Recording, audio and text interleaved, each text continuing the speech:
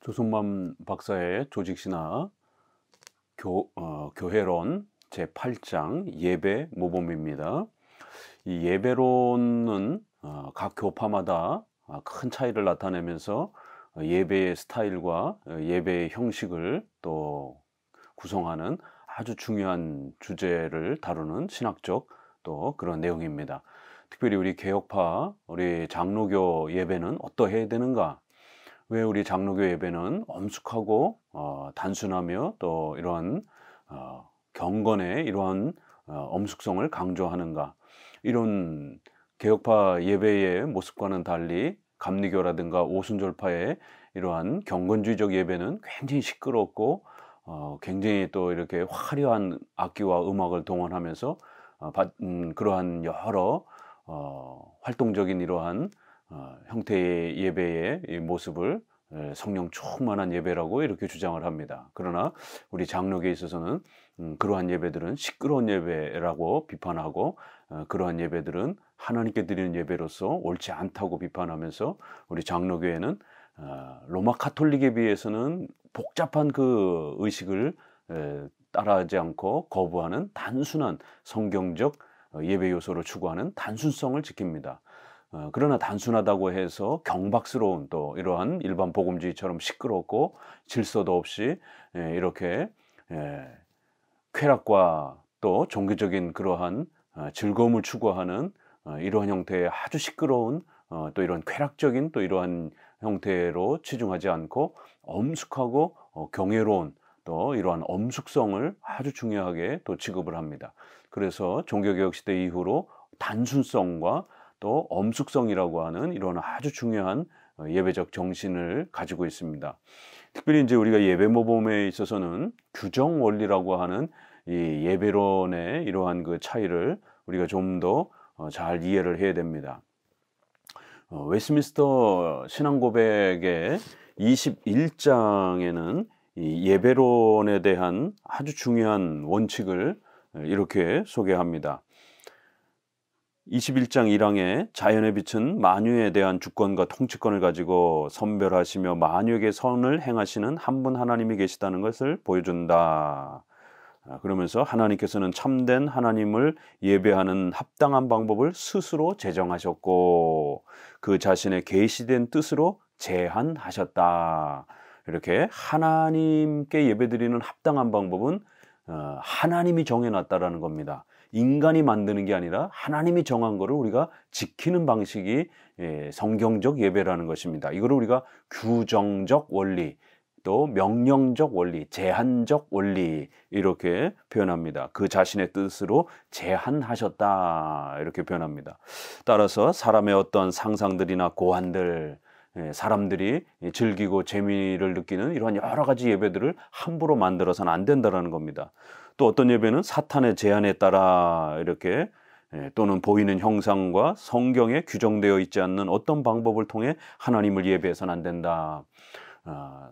어떤 예배들은 사탄의 그러한 충동에 의해서 악한 영들의 충동에 의해서 인간의 쾌락을 자극하는 그러한 형태로 예배가 형성될 수도 있기 때문에 매우 조심해야 되고 특별히 또 인간의 이런 본성의 욕구상 신을 자꾸만 보려고 만지려고 하는 이러한 욕구로 인해서 세상의 수많은 교파의 또 이러한 타종교의 이러한 예배들은 전부 다 신을 눈에 보이는 그림이나 조각이나 형상으로 만들어서 그렇게 예배를 합니다. 또 기독교 교파 안에서도 이렇게 신을 삼위일체를 그림으로 조각으로 로마 카톨릭처럼 형상화해서 예배하려고 하는 이런 많은 유혹들이 있습니다. 그럴 때마다 우리 개혁파 예배는 삼일체 하나님은 영이시기 때문에 절대로 눈으로 보거나 만지는 형태로 그렇게 예배할 수 없다라는 것을 명확하게 표현을 한 겁니다. 이렇게 성경이 명령하는 예배를 우리가 지키는 것이지 인간이 좋아하고 즐기는 예배를 만드는 것이 아니다. 이걸 우리가 규정적 원리라 이렇게 표현을 합니다. 특별히 루터는 구원론에서 이신칭의는 잘 개혁했지만 예배론이라든가 교회론, 종말론 이러한 타 교리들은 제대로 개혁하지를 못한 아쉬움이 있습니다. 그래서 루터의 예배가는 성경에서 명백하게 금지하지 않은 것은 허락된 것으로 우리가 해석할 수 있다. 그래서 성경에서 어떤 예배를 금지하지 않는다면 얼마든지 자유롭게 예배를 만들 수 있다. 허용된 거다. 이렇게 해서 예배론에서 루터는 허용적 원리를 가장 중요한 예배의 정신과 원리로 그렇게 주장을 했습니다. 결국 루터의 이러한 자유로운 예배관이 오늘 우리 시대의 복음주의 수많은 교파들의 그러한 예배론의 신학적 기틀이 된 겁니다. 아이들이 좋아하는 형태의 예배, 어른들이 좋아하는 예배 형태, 주일학교 아이들이 좋아하는 예배 형태, 이렇게 사람들이 좋아하는 여러 형태의 예배들을 마음껏 만들 수 있다라고 하는 자유 원리, 허용적 원리는 결국 루터의 이러한 부족한 예배 신학에서 온 것입니다. 그럴 때 칼빈은 성경에서 예배와 관련해서 명백하게 이렇게 금지하지 않는 것, 명령을 이렇게 표현하지 않은 것은 금지된 것이다라고 이렇게 부정적 개념으로 해석을 한 겁니다. 루터는 성경에서 명령하지 않은 것은 허용된 것이다라고 이렇게 명백하게 밝히지 않은 것은 허용된 것이다라고 이렇게 소개했지만, 긍정적으로 해석했지만 칼빈은 성경에서 적극적으로 명령하지 않은 것은 금지된 것으로 이렇게 부정적으로 해석했고, 바로 이러한 해석이 종교개혁의 개혁파의 해석 원리가 되었고, 또 지금까지 개혁주의의 예배론의 중요한 근간이 되었던 것입니다. 그래서 성경에서 명령하는 것만 우리가 지켜가는 그러한 것이 성경적 예배다. 이걸 우리가 규정적 원리라 이렇게 표현을 합니다. 그런데 이제 이 규정적 원리에서 우리가 조금 조심해야 되는 것은, 이 규정적 원리를 어떻게 이해할 것인가에 대한 조금 또 세밀한 논쟁이 있습니다. 특별히 이런 하이퍼 칼비니즘이라든가 회중파 청교도 계열을 중심으로 해서 이 규정 원리를 결국 본질, 비본질 다 포함해서 전부 다 규정적 원리로 극단적으로 이렇게 주장하는 이런 엄격주의적인 이런 방식으로 해석하려고 하는 이러한 좀 극단적 분파들이 있습니다. 그러나 정통 이러한 개혁주의 입장에서는 본질 부분에서는 분명히 허용할 수는 없다라는 겁니다. 성경이 명령한 것만 지켜야 된다라는 겁니다. 그러나 비본질적인 부분에 있어서는 성경을 벗어나지 않는 범위 내에서 상식적인 합리적인 그러한 기독교인의 사려 분별로 얼마든지 좀 더 자유롭게 이렇게 구성할 수 있다. 이렇게 본질과 비본질로 나눠서, 예를 들자면 주의를 엄밀히 지켜야 되는 것, 그건 규정 원리입니다. 그러나 몇 시에 예배 드려야 되는지는 성경에 문자적으로 없습니다. 11시 예배를 드리든 10시 예배를 드리든 그건 좀 더 자유에 해당이 되는 것입니다.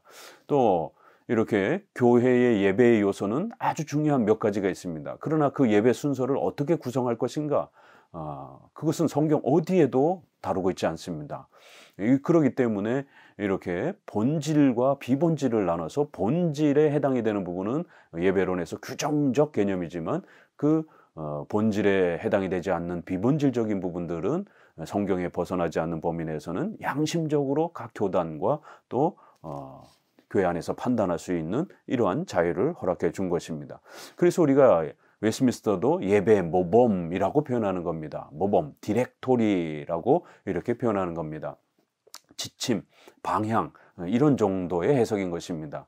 웨스트민스터 신앙고백에서도 우리가 이렇게 예배 모범으로서 제시하는 몇 가지는 모든 나라에서 똑같이 지켜야 되는 것은 아니고, 핵심 예배적 요소들은 지켜가되 나머지들은 각 교회와 각 교단과 나라의 형편에 맞게 다양하게 좀 더 그렇게 심사숙고하면서 결정할 수 있다. 그런 모범적인 하나의 방향을 제시하는 것이다 라고 이렇게 웨스트민스터도 예배 모범의 성격이지, 로마 가톨릭처럼 예전의 개념인 예식서 개념으로 이렇게 리터지를 이렇게 예식서 개념으로 글자 하나도 틀리지 않고 모든 나라가 똑같이 이렇게 행하는 율법주의적인 이런 예식서를 사용했습니다. 그래서 종교개혁 시대는 이 예식서를 개혁하는 것이 가장 큰 개혁의 대상이었던 것입니다.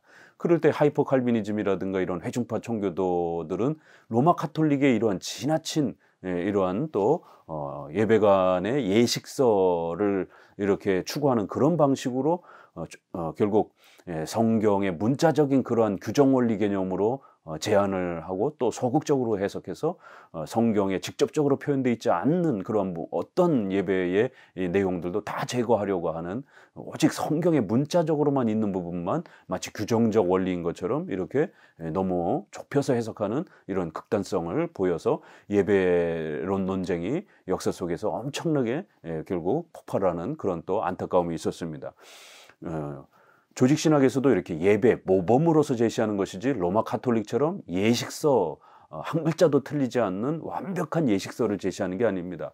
또 이런 하이퍼 칼비니즘이라든가 회중파 청교도들처럼 극단적으로 규정적 원리를 추구하게 되면 결국 모든 나라와 지역에서 똑같이 토시 하나 틀리지 않고 지켜야 되는 예식서 개념이 돼버리는 것입니다. 그래서 이러한 부분들이 결국에는 로마 카톨릭과 같은 방향으로 결국 예식서의 이러한 예전을 강조하는 이러한 형태로 결국 전락하게 되는 것입니다. 그래서 예배 모범이라고 타이틀을, 단어를 잡는 이런 이유도 잘 이해하셔야 되는 것입니다. 결국 이제 이러한 내용들과 관련해서 웨스트민스터는 고린도전서 14장 26절, 모든 것을 덕을 세우기 위해서 하라. 그랬을 때 여기에 덕이라는 단어는 결국 칼빈은 세 가지로 해석하는데, 적어도 관습에 대한 부분들을 존중하고 각 나라의 관습을 존중하고, 두 번째 인간성, 인간에 대한 배려와 이해 속에서 판단해야 되는 것이고, 세 번째 의견이 충돌이 될 때는 중간적인 그러한 입장에서 결정하면 된다라고, 이렇게 이 덕스럽게 결정한다, 사랑으로 결정한다, 양심적으로 결정한다라고 했을 때 이 양심에는 적어도 이 세 가지 정도가 고려돼야 된다라고 이렇게 소개를 한 겁니다. 고린도전서 14장 40절, 모든 것을 품위 있게 하고 또 질서대로 하라. 이 두 구절을 웨스트민스터 예배 모범의 중요한 근거 구절로 서문에 그렇게 소개를 합니다. 품위 있게, 이렇게 성경에서 비본질적으로 다루는 부분들은 우리가 품위 있게 종교적인 예배로서 품위를 상실하지 않는 범위 내에서 상식적으로 그렇게 결정하면 되는 것입니다. 또 그러나 질서 있게, in orderly라고 하는 이것은 성경의 명령의 그 규칙을 따라서, 그리고 비본질적인 것들은 좀 더 품위 있게 결정하면 된다라고 이렇게 표현하고 있습니다. 이렇게 예배 모범이라고 표현하는 이 중요한 원리를 기억하셔야 됩니다.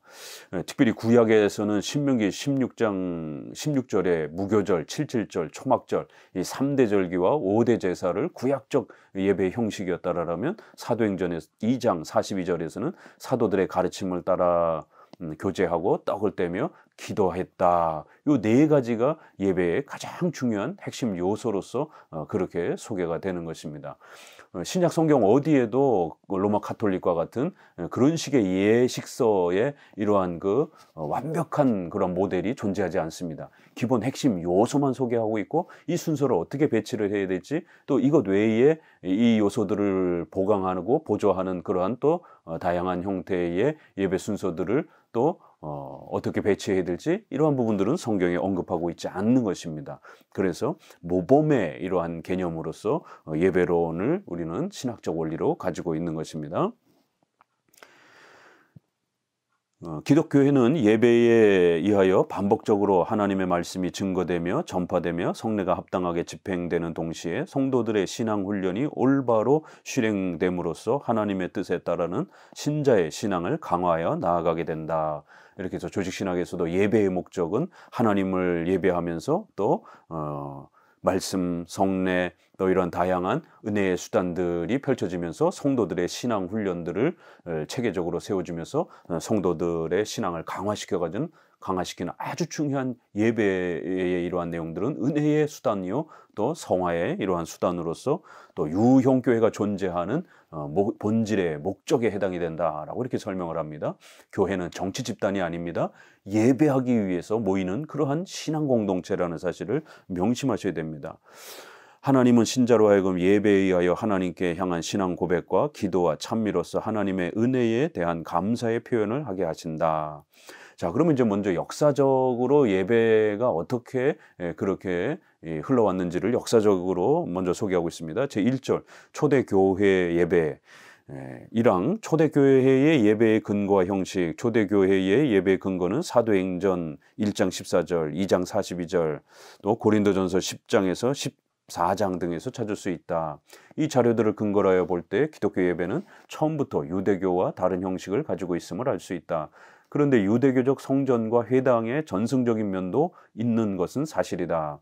분명히 구약적 예배는 성전과 제사 중심의 예배였고 히브리서 9장 10절에 있는 것처럼 그러한 성전 제사 절기는 개혁할 때까지만 맡겨둔 것이다.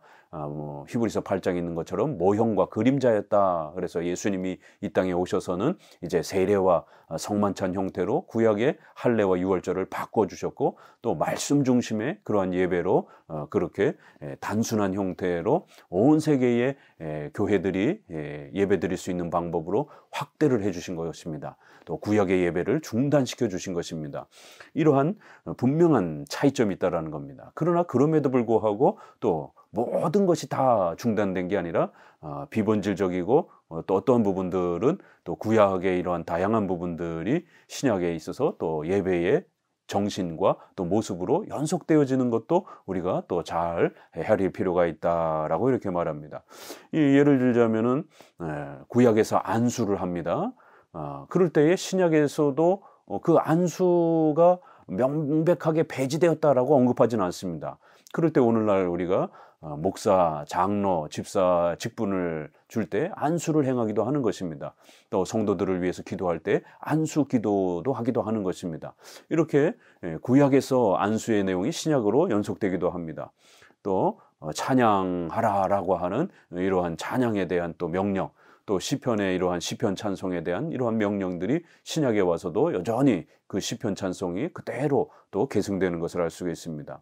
또 구약에 이렇게 레위 지파들이 율법을 가르치고 낭독하는 이러한 관습들도 신약에 와서 그대로 성경을 낭독하고 강해하는 이런 부분들이 또 연속되기도 합니다. 그래서 이렇게 예배론이란 분명히 구약과 신약의 경륜의 차이가 있다라는 것, 그렇지만 또 어떤 부분들은 계승되어지는 부분도 있기 때문에 신중하게 접근해야 된다는 것입니다. 초대교회 예배 형식은 유대교의 성전 및 회당 예배의 전승과는 달리 처음부터 몇 가지 독특한 요소들이 있었다. 그래서 예수님이 오셔서 신약적 예배를 아주 파격적으로 세계롭게 형성해 주신 내용들이 분명히 신약적 예배의 그런 독특성은 또 우리가 잘 구별해야 된다는 겁니다. 사도행전 4장 24절에 2장 42절에 가르침을 받고 그리스도의 이름으로 기도하고 또 그 다음에 떡을 떼며 이런 부분, 그 다음에 골로새서 3장 16절에 시와 찬미와 신령한 노래를 하고 고린도전서 11장에 성례를 집례하고 이렇게 신약 성경에 여기저기 신약적 예배 요소들이 흩어져 있는 것을 보게 됩니다. 초대교회의 이러한 그 예배 모습을 살펴볼 수 있는 것은 자료가 많지 않기 때문에 이렇게 플리니에 의하면 초대교회는 부활 승천하신 그리스도를 찬송하였다고 한다. 그러면서 맥스웰 예배론 신학자에 있어서 보수 신학자로 아주 굉장히 유명한 분인데요.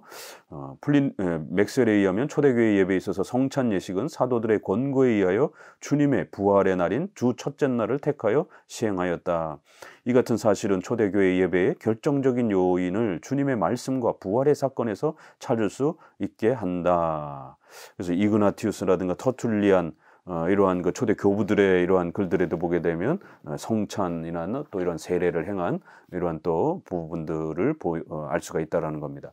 초대교회에서는 교직에 의하여 교회 질서가 유지되었으나 초대교회 예배에 있어서는 성직자 한 사람만이 예배를 인도하였다는 기록은 없고 이렇게 성도들이 자발적으로 이렇게 또 모여서 또 예배의 이러한 그 형식을 갖추는 것을 보게 됩니다.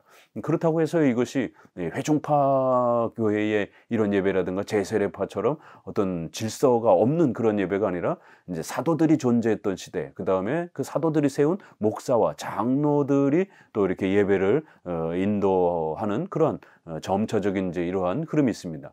그럼에도 불구하고 아직은 좀 짜임새 있게 이렇게 중요한 그러한 그 기본 형식과 토대가 이렇게 잘 갖춰져 있는 그런 상태는 아니다. 이런 뜻이지 이 표현이 회중들이 모여서 아무나 설교하고 아무나 기도하고 막 이러한 그 무질서한 예배를 말하는 게 아닙니다.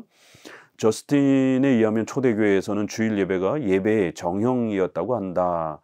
바울의 후기 서신들에서 예배 형식을 찾아볼 수 있는데 그것은 성례가 예배에 있어서 중요한 또 역할을 하는 비중을 또 우리가 보게 됩니다.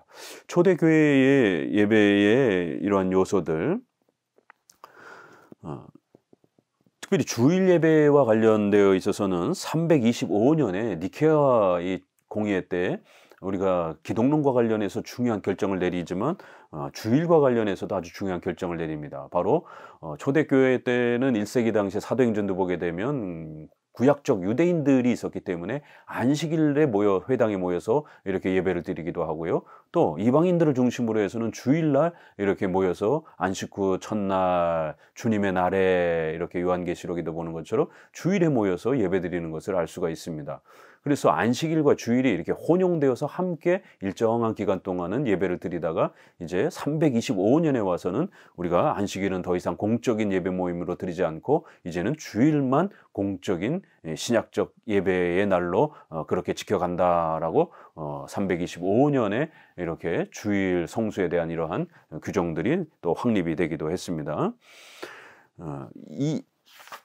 이항 초대교회 예배 요소들, 기독교의 예배의 근거를 신약 성경에서 찾아보면 사도행전은 초대교회의 생활을 기술하였으며 이렇게 서신서와 계시록은 보다 세부적인 것들을 소개하는데 대략 4가지가 이제 두드러진 특징인데요. 첫째로 처음에 적어도 유대인 기독교도들은 회당에서 예배를 계속하였다. 유대인들이 기독교로 개종하기 때문에 회당에서 이렇게 예배드리는 그러한 또 모습이 자연스러웠습니다. 둘째로 그들은 자주 사랑의 축제, 즉 애찬으로 알려진 공동 식사를 나누었다.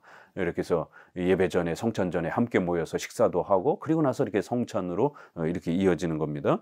셋째로 애찬의 마지막에 때로는 애찬을 그만두고 주님의 최후의 만찬 때에 명령하신 말씀대로 성찬 예식을 시행하곤 했다. 넷째로 이 같은 행사는 가끔 특별한 은사를 받은 신자가 황홀지경의 예언이나 방언하는 말씀에 따라 시행하곤 하였다. 그래서 고린도전서에 보게 되면 이렇게 방언에 대한 그런 특별한 예배의 형식이 있고 그러나 그거는 함부로 해서는 안 되고 반드시 통역의 이러한 질서를 갖추어서 사람들이 알아들 수 있도록 이러한 질서를 세우고 그리고 또 사도들이 주로 이 사역들을 감당하고 또 사도들에게서 권위를 위탁받은 그러한 목사와 장로들에 의해서 이러한 예배의 내용들이 또 인도되어지며 또 이러한 특별한 사도 시대, 사도들이 존재한 시대이기 때문에 고린도서에서는 이렇게 방언이 예배의 그런 요소로서 1세기 당시엔 사용되어지고 있었던 것을 알 수가 있습니다. 그러나 이제 결국 후대에 가서는 사도들이 죽고 나서는 이 계시 수단으로 사용됐던 이런 방언의 활동들은 중단되고 이제는 목사와 장로를 중심으로 해서 성경을 강해하는 이러한 형태로 이제 정착이 되는 겁니다. 2세기 중반까지는 이제 대체로 초대교회와 비슷하였으나 애찬과 예언이나 방언에 의한 행사는 예배의 주요에서 제거되었다. 이게 이제 우리 개혁주 입장인 겁니다. 성경에서 보면 처음부터 기독교회의 본질적 예배 요소는 하나님을 찬양하며 하나님께 기도하는 것이었다. 이것은 유대인의 회당에서 직접적으로 유래된 것으로 보여진다. 이 구약에서도 이제 바벨론 포로 이후에 400년 동안의 이제 포로 생활 가운데서 유대인들이 이제 회당을 형성해서 그 회당에서 성경을 읽고 낭독하고 또 성경을 풀어주고 또 찬송하는 이런 기본적인 예배의 모습들이 보존되고 있었던 것입니다. 왜냐하면 이제 더 이상 성전이 없기 때문에 이런 회당 중심으로 해서 율법서를 낭독하고 강해해주고 찬송하는 이제 이러한 형태의 예배가 정기적으로 실시된 겁니다. 한편 구약 성전 예배는 기독교 예배에 거의 흔적을 남기지 않았다고 이제 볼 수 있다. 대체로 2가지 이유에서 그러하다. 하나의 이유는 디아스포라에 이렇게 피난을 떠났던 그러한 유대인들을 디아스포라라고 말합니다. 대체로 두 가지 이유에서 그러하다. 하나의 이유는 디아스포라의 유대인 다수가 성전 예배를 본 적이 없었기 때문이다. 이렇게 400년이라는 시간이 지났기 때문에 후손들은 이제 성전 예배를 구경해 본 적이 없죠. 경험해 본 적이 없기 때문에 결국 이제 구약 예배의 이런 부분들이 자연스럽게 중단이 되는 겁니다. 그리고 또 하나의 이유는 주후 70년에 로마군에 의하여 성전이 파괴되어 재건되지 못하였으나 회당은 여전히 남아 있었기 때문이다. 그래서 이제 성전이 바벨론 또 그리스 또 로마에 의해서 성전이 파괴되어지고 난 다음에 회당은 남아서 계속 예배의 형태를 취하고 있었기 때문에 성전 예배보다는 후손들은 회당 예배에 더 친숙해져 있는 것입니다. 그러므로 회당에서의 주된 예배 행위는 첫째로 히브리어로 된 율법책을 읽는 것이며 그 다음으로는 그 율법의 내용을 설명함으로써 다 같이 공동적으로 말하는 것이었다. 그리고 다 같이 저절로 노래와 기도를 하게 되었다. 그러나 초대교회의 예배 형식은 전적으로 회당 예배의 모방은 아니었다. 분명히 회당 예배의 어떤 부분에서 이렇게 옮겨온 것도 있고 사도들도 회당 예배에 이렇게 참여를 하면서 또 예배 드리는 모습이 분명히 있습니다. 그러나 신약 예배는 또 분명히 또 그 나름대로의 차이점이 있다라는 겁니다. 초대교회의 예배는 새로운 계시와 성령의 새로운 역사와 일치하는 새롭고도 중요한 내용을 가지고 있었다. 그래서 구약적 예배가 성전 제사 중심의 예배가 분명히 중단된다라고 하는 이런 강력한 또 새로운 변화를 신약은 우리에게 가르치고 있기 때문에 히브리서 9장 10절에 있는 것처럼 모형과 그림자라 그러면서 새로운 더 좋은 언약이 예수 그리스도를 통해서 성취되었고 그리고 그 예수님께서 직접 세례를 받으시고 또 성만찬도 행해 주시면서 또 수많은 이런 강해의 말씀을 가르치는 이러한 그 모범을 통해서 신약적 예배의 중요한 변화를 우리에게 가르쳤다라는 겁니다. 율법서보다는 예언서가 관심의 중심이었다. 기독교의 성경이 모양을 갖추기까지는 적어도 1세기 이상 경과하였다.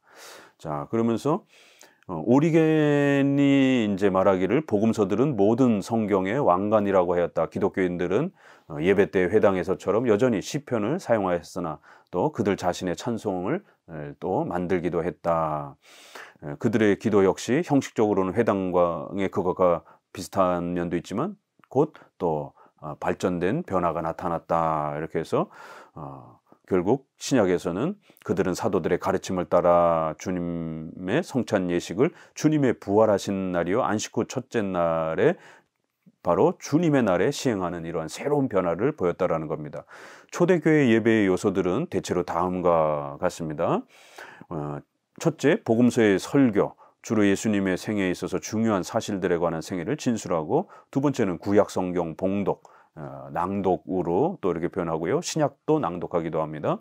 셋째, 기도, 이렇게 목회 기도라든가 또 이런 감사 기도.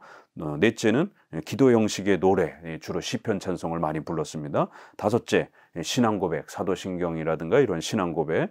그다음에 여섯째는 성례전을 행하기도 합니다.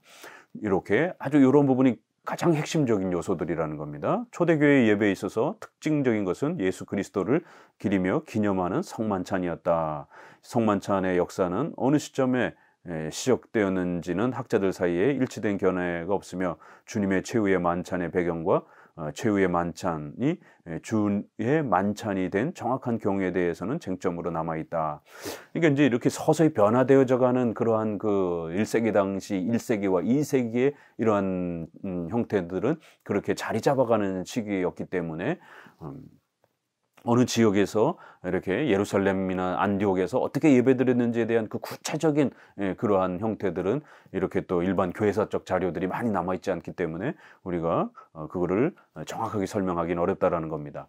그래서 우리가 예배 모범이라고만 이렇게 표현하는 겁니다. 로마 가톨릭처럼 한 글자도 빠짐없이 모든 순서를 똑같이 해야 되는 예식서가 아니라, 예전서가 아니라 이렇게 성경, 신약 성경 전반에 펼쳐져 있는 핵심 예배 요소들을 정확하게 규정적 원리로 지키면서 나머지 부분들은 비본질 형태로 순서를 좀 더 자유롭게 허용해주는 그러한 예배 모범적 성격을 예배론의 중요한 토대로 삼는 겁니다.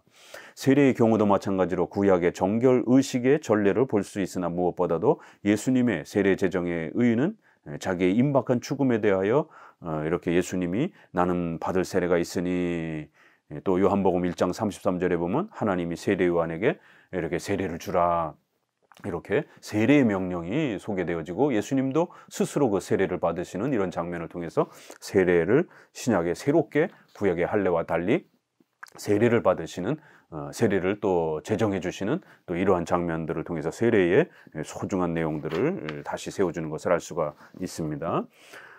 2절, 2세기에서 4세기의 예배 의식, 이제 조금 더 이제 시간이 진전됩니다. 1항 2세기의 예배 모범, 후기 사도 시대의 예배 모범집으로 전해지는 것은 아무것도 없다. 그렇기 때문에 우리가 예배의 어떤 초대교회의 모습들을 500년 동안의 이런 부분들을 이렇게 구체적으로 설명할 수는 없는 것입니다. 그래서 이게 가장 성경적이다 이렇게 주장하기엔 어려움이 있는 것입니다. 본질론 부분의 핵심 요소만 잘 지키면 나머지 부분들은 조금씩 다르더라도 얼마든지 서로 존중하고 다양성을 인정할 수 있는 겁니다. 주 약 140년까지의 중요한 자료로서는 클레멘트가 고린도인들에게 보내는 편지와 플리니, 이 사람은 이제 일반 그 군인인데 로마 황제에게 보고하면서 이 기독교인들은 이런 식으로 모여서 뭔가를 합니다라고 하는 이런 중요한 자료가 역사 속에 남아 있습니다. 그 보내는 편지, 그 다음에 사도들의 교훈집, 한 140년 전으로 해서 기독교 예배의 이러한 신앙 교리와 예배론에 대한 아주 중요한 그러한 규범집입니다. 이런 내용들을 통해서 우리가 볼 수 있는데요. 클레멘트의 서신은 예배 의식서가 아니라 하나의 권면입니다. 여기서도 이렇게 예배 드렸으면 좋겠다라고 권면하는 것입니다. 또 사도들의 교훈집에는 후기 사도 시대의 유대인 기독교인 집단의 예배를 언급하였다. 순교자 저스틴의 작품을 근거로 이제 이렇게 해서 이 다양한 자료들을 통해서 맥스웰은 대략 요 정도의 순서를 소개합니다. 말씀의 이제 예배는 성경 봉독, 그 다음에 그 봉독한 성경 말씀에 대한 권면의 말씀, 그 다음에 연도 형식의 공동기도 이런 부분이 있어요. 연도 기도라고 하는 것은 로마 카톨릭에서 이것은 이제 죽은 자를 위해서 기도하는 이런 특별한 기도로 이제 이렇게 변질되었는데, 초대교회 때는 이렇게 여럿이 돌아가면서 하나님 앞에 회개하고 탄식하면서 기도하는 그런 어떤 형태로 사제의 회개의 기도 형태로 있는 형식을 이제 연도 형식의 공동 기도다라고 이렇게 표현을 합니다. 그 다음에 시편 찬송, 그 다음에 이제 성찬 부분에서는 평화의 인사, 그 다음에 헌금, 그 다음에 빵과 포도주를 가져오고 그 성별 기도하고, 그 다음에 분병, 또 그 다음에 성찬, 종례, 이렇게 정도로 간략하게 구성되어 있는 것을 알 수가 있습니다. 이 항의 3, 4세기의 예배 모범, 3, 4세기에는 이제 터툴리안, 오리겐, 큐프리아누스 이렇게 아주 유명한 그런 교부들의 시대죠. 그래서 이 메트로폴리탄 교회에서 이렇게 드렸던 예배의 그 자료들을 좀 볼 수가 있는데, 맥스웰은 이거를 이렇게 정리를 한 겁니다.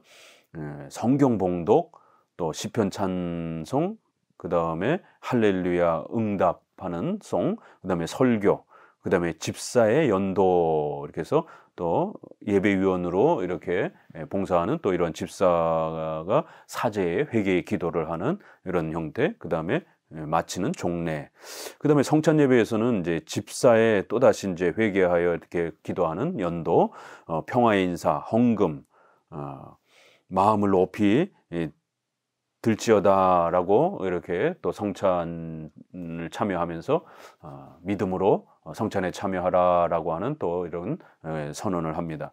그 다음에 성별기도, 그리고는 이제 이 성별기도에서 성찬 서식, 삼일체 하나님을 찬송하는 삼성송, 구속을 감사함, 성찬 제정, 주님의 고난을 기념하고 성령 강림을 간구하고, 그 다음에 산자와 죽은 자를 위한 중보기도. 그래서 이제 초대교회 때는 아직 이 죽은 자에 대한 이러한 안타까움이 있어서 그들을 위한 이러한 그 기도 형태가 이렇게 들어오는 겁니다. 이게 실수로. 근데 로마 카톨릭은 이제 이거를 결국 공식화하는 이제 이런 잘못을 범하는 겁니다. 그 다음에 주님의 기도, 빵을 나눔, 그 다음에 성체를 이렇게 거양, 이렇게 성체를 존중하는 마음으로 이렇게 들었는데 결국 이제 로마 가톨릭에서는 이것이 이제 하나의 공식화되어서 화채설을 주장을 하기 때문에 떡과 포도주는 함부로 대할 수 있는 게 아니라 예수님의 몸이니까 높이 떠받들고 성도들이 거기에서 무릎을 꿇고 절을 하는 이런 미신적이고 우상 숭배적인 것이 결국 고착화됩니다. 그러니까 이제 초대교회 때는 이렇게 약간의 또 이런 부족한 부분들의 예배의 모습들이 또 보이기도 하는 겁니다. 그 다음에 성찬 시행, 성찬 후 감사, 집사의 또 회개기도 연도, 또 병자와 불참자를 위하여 빵을 남겨둠. 이제 이런 부분도 이제 후대에 가서 로마 가톨릭이 결국 빵을 남겨둬서 사적인 세례를 집례하는 또 이러한 형태로 부패되어 가기도 합니다. 그다음에 마지막 종례. 클레멘트 예배 모범에는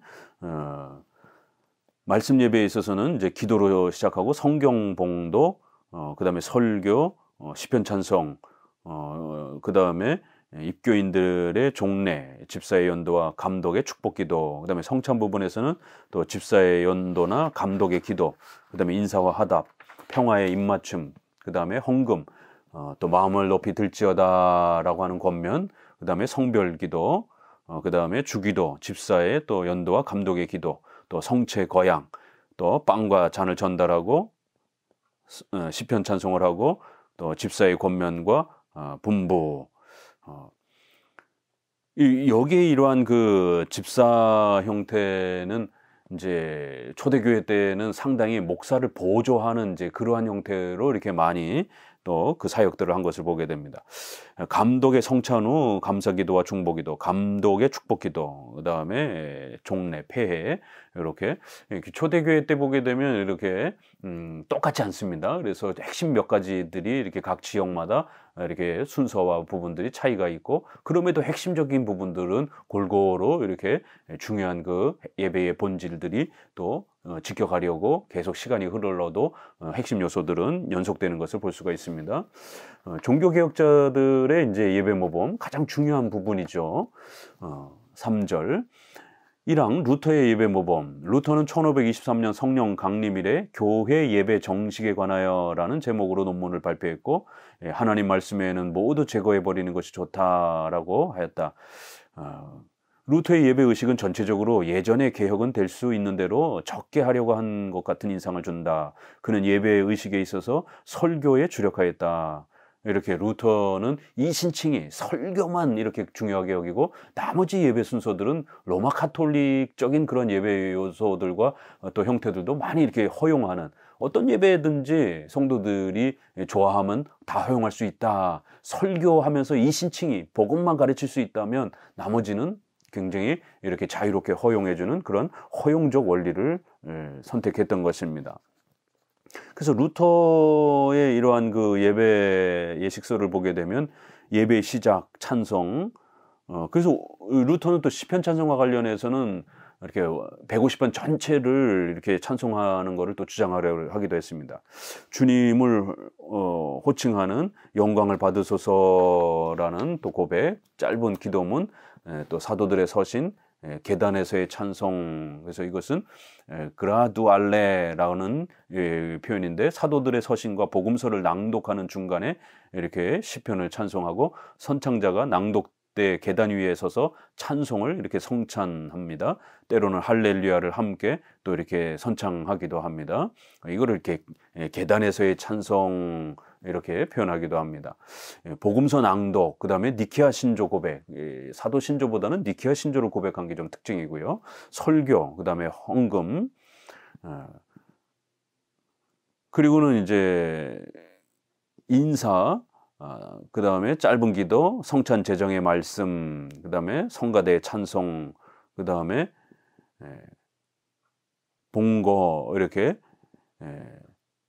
들어올리는 겁니다.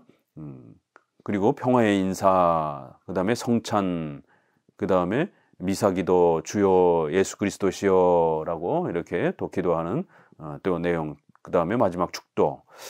이렇게 해서 이제 루터의 예배에서 보게 되면 이렇게 가톨릭적인 성공회적인 예배 요소들이 이렇게 막 뒤섞여 있는 것을 보게 됩니다.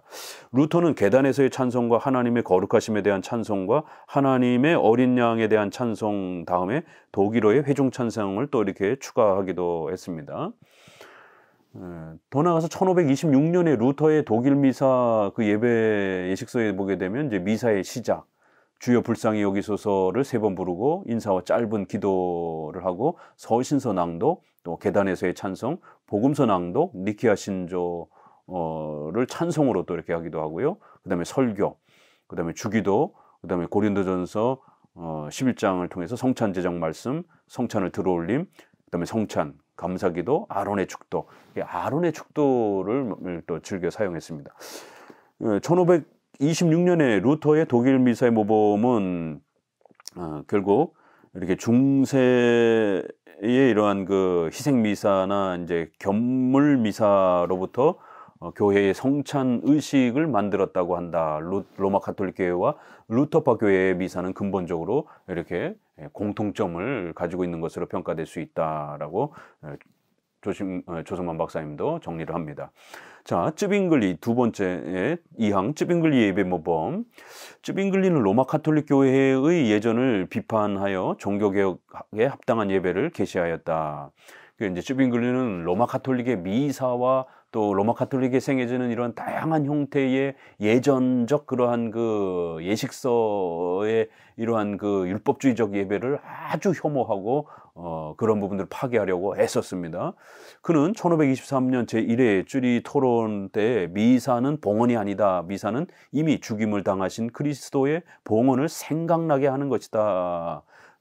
희생을 미사를 통해서 드리는 게 아니라 예배란 감사로서의 이러한 그 신앙 고백의 내용이어야지 미사 형태로 되어서는 안 된다. 희생 개념을 강조하는 미사가 되어서는 안 되고 감사로 고백하는 예배 개념이 돼야 된다. 그래서 우리가 서비스라는 표현을 예배라는 단어로 이렇게 영어에서도 사용합니다. 미사와 이렇게 반대하기 위한 그런 표현으로 사용하기도 합니다. 근데 쯔빙글리를 그 순서를 보게 되면은요, 기도, 그 다음에 하나님의 거룩하심을 찬미, 그 다음에 성경의 네 기도, 또 그 다음에 주기도, 성경 낭독, 또 그 다음에 성찬 제정의 그러한 성구 낭독, 그 다음에 성찬 준비, 회중의 찬송, 또 성직자들의 성찬, 감사기도, 그 다음에 시므온의 찬송, 축도 이렇게 돼 있고요. 1525년의 예배 규정에 이 성찬 예배 순서도 또 자료가 남아 있는데요. 아버지 이름으로 아멘 우리 기도합시다. 이렇게 예배의 또 부름과 또 이런 내용이 있고요. 회중을 향하여 축복을 비는 기도, 또 봉사자 혹은 성경 봉독자가 고린도전서 11장을 봉독하는 것, 하나님을 찬양합시다. 글로리아 인 엑셀시스 이러면서 이렇게 하나님을 높이는 찬송을 또 표현하고요. 회중이 서로 인사와 담례를 함, 또 요한복음 6장 봉독, 또 하나님을 찬양합시다. 하나님께 감사합시다. 하나님은 성령으로 말미암아 우리들의 모든 죄를 사하려 하십니다라는 고백, 회중이 아멘으로 화답함, 사도신조를 교대로 이렇게 창화함, 고백함. 쯔빙글리는 사도신조를 고백하는 게 특징이었습니다. 권면, 그 다음에 무릎을 꿇고 주기도를 기도함, 이런, 또 그 다음에 성찬 후에 하나님의 축복이 임하기를 기도함, 그 다음에 베르바 테스타멘티 이러면서 이제 고린도서 11장을 낭독하고 성찬을 감사하고 시편 113편을 또 이렇게 낭독해 줍니다. 1535년에는 이 대목에서 권면과 축복이 있기도 하고요. 감사기도와 회중의 아멘, 안녕히 돌아가십시오라는 이런 형태. 자, 이제 세 번째 사망의 칼빈의 스트라스부르크와 제네바에서의 프랑스 예배 의식. 그러니까 이제 칼빈이 1538년에 이제 쫓겨납니다. 개혁을 단행하려고 할 때 이제 제네바 시의회와 많이 부딪히면서 결국 이제 칼빈이 제네바에서 쫓겨나서 스트라스부르크로 피신을 갖고 거기서 3년 동안 머물면서 칼빈의 아주 초창기에 이런 성경적 예배는 이렇게 구성을 해봐야 되겠다라고 이렇게 구성한 초기 예배의 이러한 형태들이 있습니다. 그렇지만 이제 1541년 돌아와서 다시 제네바에서 또 예배를 구성할 때는 조금 달라집니다. 이렇게 칼빈 스스로도 계속 변화를 또 이렇게 또 연구해 보는 것을 알 수가 있습니다. 이미 1533년 스위스 서부의 종교개혁자 기욤 파렐은 프랑스 개혁 개혁파교회를 위하여 예식서를 처음으로 출판하였다. 칼빈의 예식서는 이것과 대단히 흡사하다.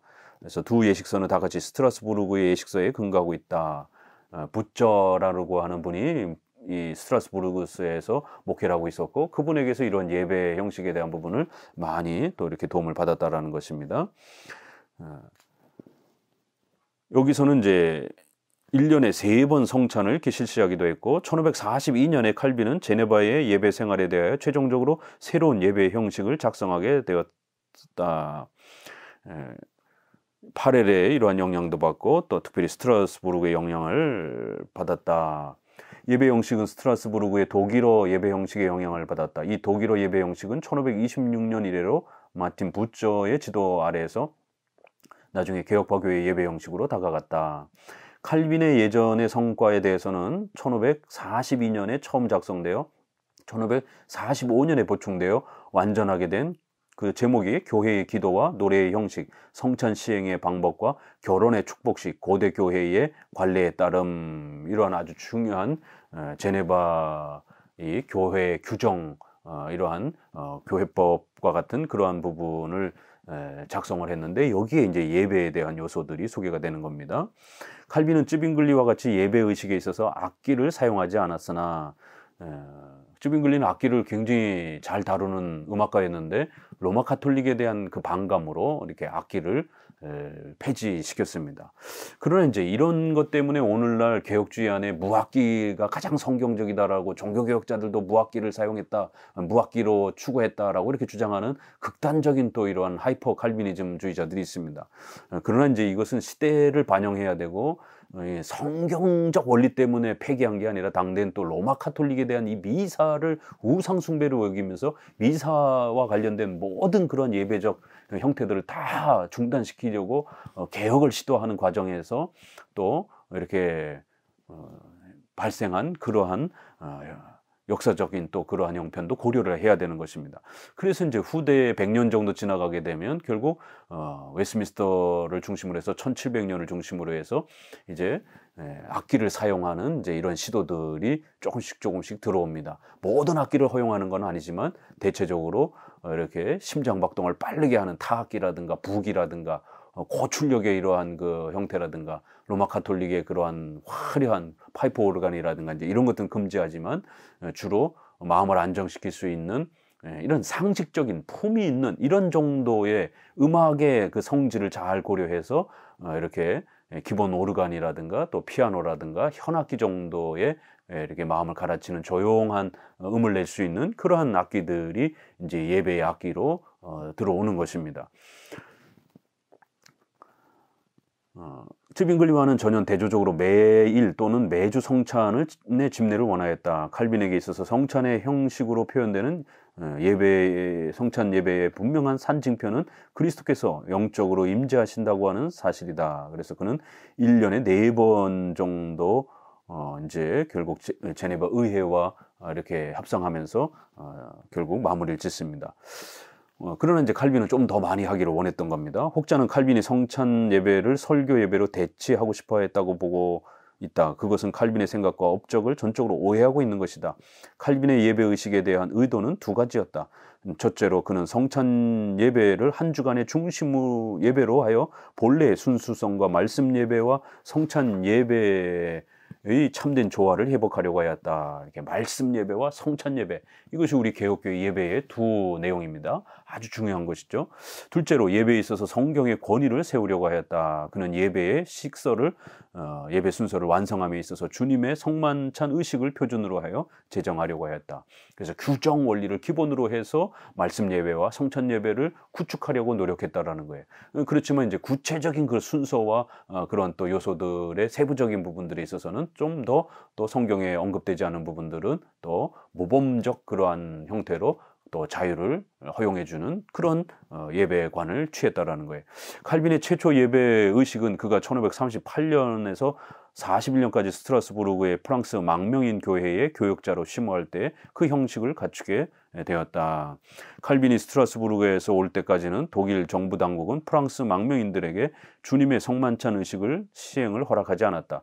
프랑스 망명인들은 1533년 노이차텔에서 발행한 파렐의 예배 의식서를 사용할 수 없었기 때문에 그들에게는 예배 의식서가 없었다. 그러나 그들은 칼빈이 그곳에 온 후 얼마 안 되어 허가를 받아 부처를 따랐다. 스트라스부르크 교구 교회의 관례대로 매월 주의 만찬식을 가질 수 있게 되었다. 프랑스인 교회는 예배서가 그래서 서비스북이라고 이렇게 표현합니다. 있어야 했으나 정리된 예배 의식서가 기록된 것이 없었기 때문에 프랑스인 예배 의식서를 독일인 예배 의식서와 아주 흡사하게 그렇게 만들었다. 칼빈은 중세의 미사를 원숭이 짓이라고 하리만큼 이런 여러 교리문답을 보게 되면 우상숭배다. 하이델베르그 교리문답 80문에도 우상숭배다라고 아주 엄중하게 비판합니다. 싫어했다. 그의 예배 기준은 초대교회의 공예배이다. 이 같은 사실은 가끔 그의 저작 속에 나타난다. 그의 예배가는 그의 예배 의식서 초대교회를 따른 기도 형식과 성례전 시행의 방법이라는 책 제목에 아주 더욱 분명하게 나타난다. 그는 나는 주일 기도는 스트라스부르크의 형식을 취하였으며 대부분 거기서 빌려온 것이다 라고 이렇게 말할 정도로 부처의 이런 많은 부분에 도움을 받았다라고 표현합니다. 이제 결국 회중 찬송으로 이제 이렇게 운율에 맞춘 그러한 시편 찬송을 칼빈이 작업을 하기 시작했고 결국 이제 나중에 그의 제자인 베자라든가 마로라든가 이런 사람들에 의해서 제네바 시편 찬송이 완성되기도 합니다. 스트라스부르크의 의식서의 제3판이 이제 1545년에 이제 발행이 되고 이 의식서는 프랑스 망명인의 교회의 칼빈 후계자 중 한 사람인 발렐란드 폴레인에 의해 사용되었다. 칼빈이 제네바에 돌아온 후 제네바에서 사용한 의식서는 1542년에 처음 출판되었으며 47년부터 출판된 여러 판이 지금도 이렇게 남아 있다. 결국 이제 이러한 부분들을 이제 스트라스부르크의 독일어 예배와 그다음에 불어 예배와 이제 제네바로 돌아와서의 이 예배들을 이제 이렇게 정리해 보면 조금씩 변화되어져 가는 차이를 알 수가 있습니다.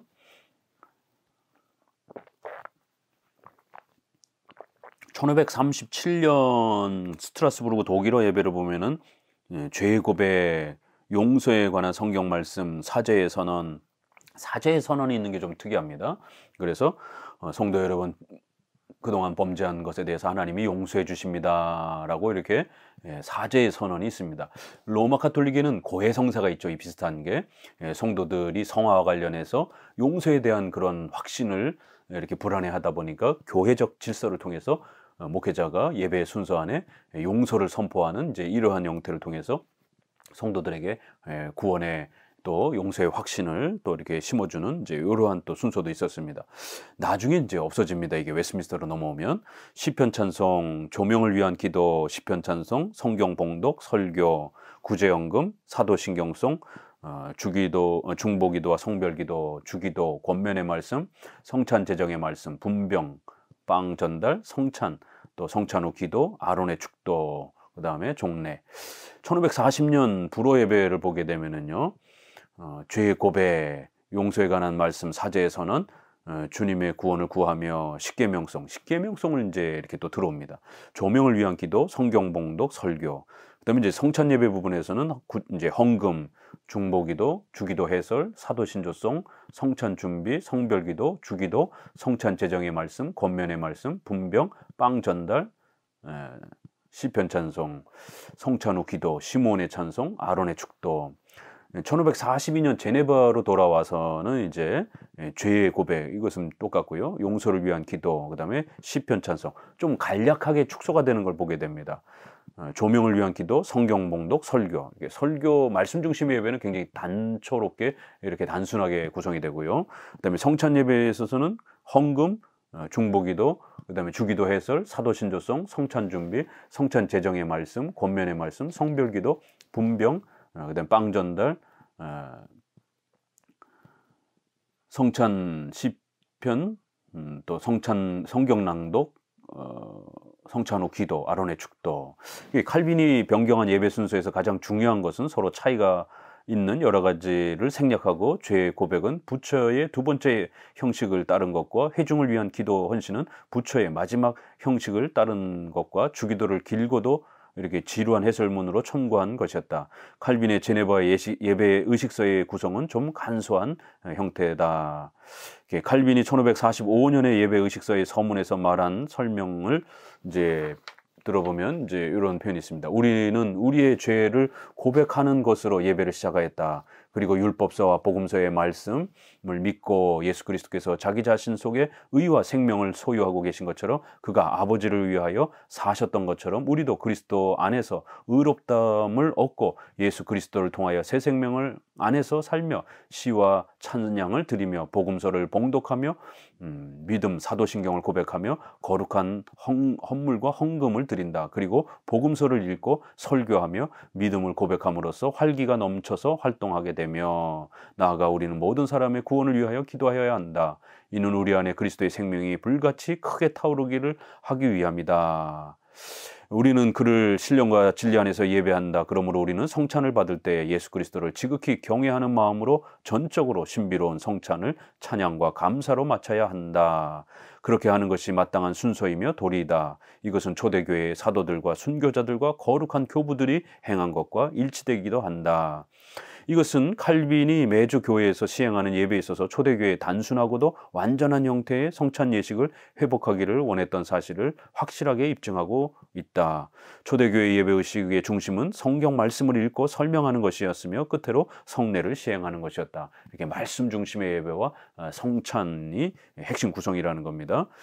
그리하여 칼빈은 성경 말씀만이 아니라 성찬 예식도 매주 실시하는 것으로 회복하려고 하였다. 칼빈에게 은혜의 방편은 두 가지, 곧 말씀과 성례전이었다. 목회자의 사역은 말씀과 성례전의 사역이었다. 그리고 교역자의 일과 직임은 설교와 가르치는 것만이 아니라 매주 주의 만찬을 행하고 교인들에게 매주 성찬 예식에 참여하도록 가르치고 권하는 것이었다. 칼빈은 자기의 전생에 그렇게 하려고 노력하였으며 자기를 따르는 사람들에게 그것을 하나의 규범으로 삼게 했다. 그러면서 이제 기독교 강요에도 이 예배론과 관련된 몇 표현이 있는데 그는 말하기를 사실 사람들이 1년에 한 번 성찬 예식을 갖는 이 풍습은 분명히 마귀가 만들어낸 것이다. 오늘날 1년에 2번밖에 행하지 않습니다. 그것도 하는 둥 마는 둥. 성찬에 대한 교육은 단 한 번도 행하지 않습니다. 이건 마귀가 만들어 놓은 성찬 예배를 빼앗은 성찬 예배를 제거하고 파괴한 마귀의 사탄의 악한 영들의 교회를 부패케 한 심각한 이 열매라는 겁니다. 오늘날 성도들과 교회는 정신 차려야 되는 겁니다. 종교개혁자들이 목숨을 걸고 성경적인 이 원리를 예배를 성찬을 소중하게 회복해 줬는데 오늘날 교회는 다 잃어버린 겁니다. 주의 만찬은 교회에서 최소한 주 1회는 행해야 한다라고 이렇게 주장을 했습니다.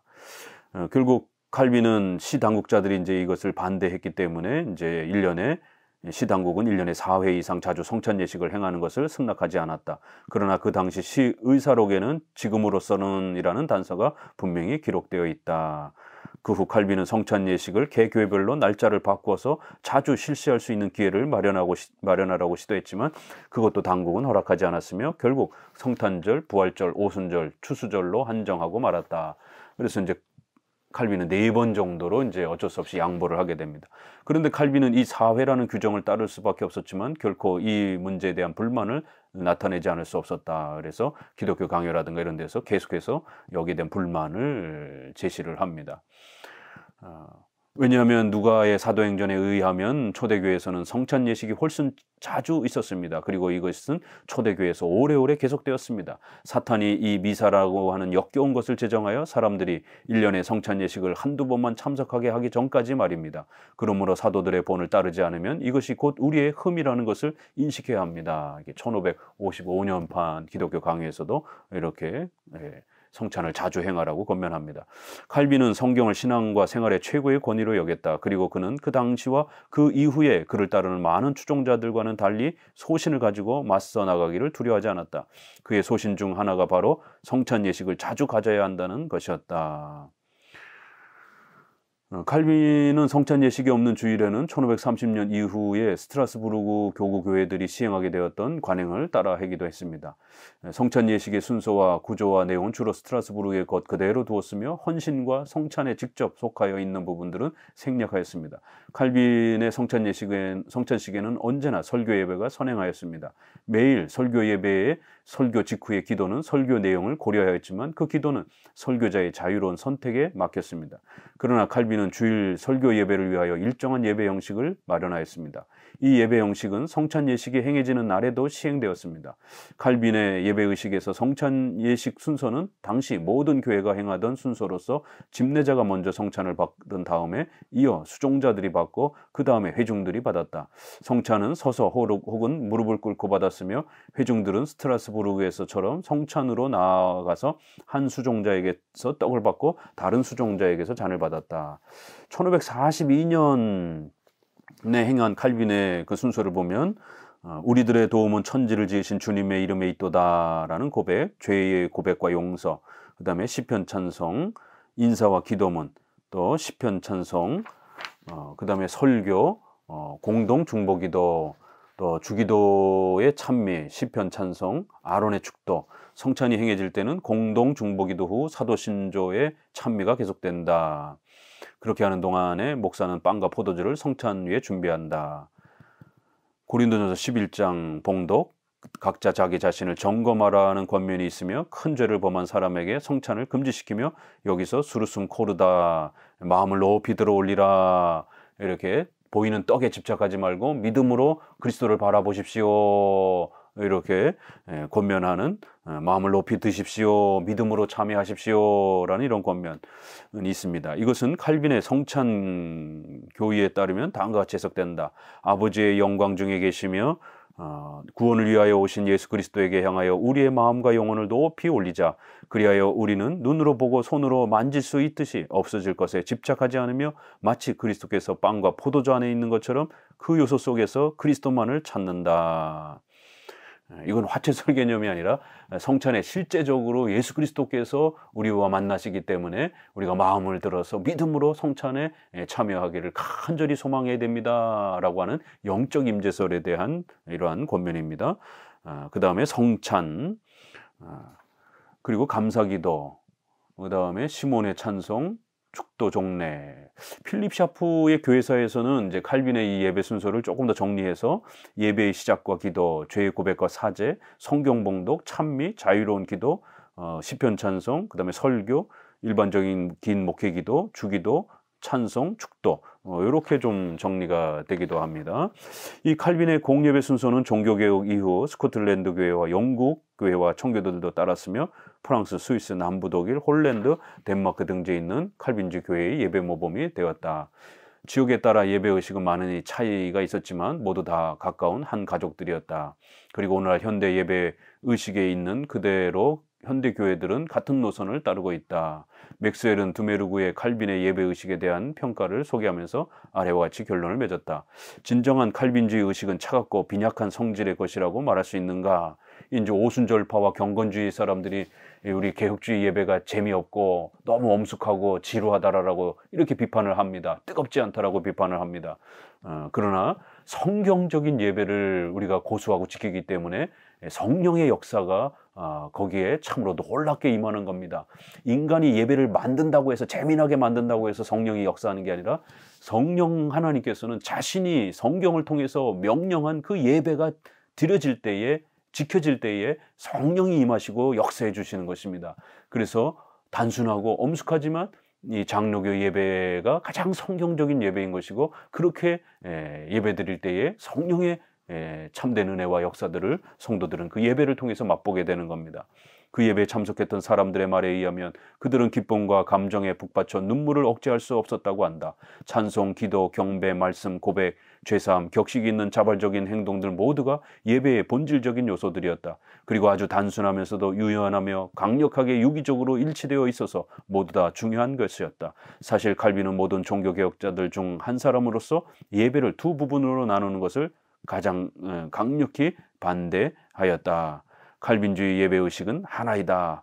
말씀 예배와 성찬 예배를 구분하지 않고 그것을 함께 하려고 하는 그런 간절한 소망을 또 칼빈은 보여주기도 했다라고 이렇게 정리하고 있습니다. 오늘날 예배가 망가지고 있습니다. 예배가 타락하고 예배가 부패되어 있습니다. 인간이 즐기고 재미난 예배로 이렇게 문화적인 종교 쾌락적인 형태로 예배를 사용하고 있습니다. 성경적인 예배, 하나님이 명령하셨고 제안하셨다라고 하는 이 중요한 표현, 구약에는 하나님이 정하신 대로 예배드리고 제사를 드리라고 하는 강력한 명령, 또 신약에서도 신령과 진정으로 라고 이렇게 표현하면서 성령의 역사와 진리, 하나님의 말씀을 따라서 예배해야 된다라고 하는 이 강력한 명령이 성경의 원칙을 따라서 예배해야 된다라고 하는 품위 있게, 그리고 질서대로, 성경의 질서대로 예배드리라고 하는 이 예배적 명령을 잘 지키고 그러한 예배에 참여할 때에 우리 성도들이 큰 은혜를 누리는 것입니다. 장로교 예배가 회복되도록 더욱 기도하고 열심을 내셔야 됩니다. 감사합니다.